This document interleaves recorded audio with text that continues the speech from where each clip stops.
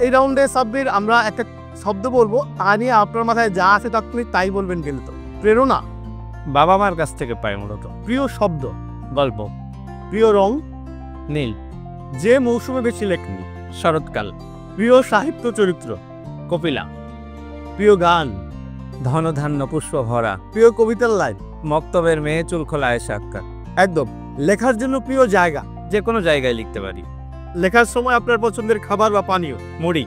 সবচেয়ে সৃজনশীল সময় ভোরবেলা। প্রিয় লেখক রবীন্দ্রনাথ।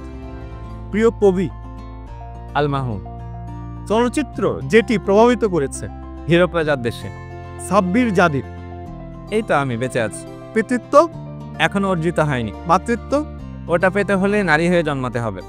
যৌনতা ভাত তরকারির মতোই জরুরি। অপছন্দ করি মানুষের সমালোচনা। যা জোরে বলতে চাই সবাই মানুষ হয়ে উঠুক।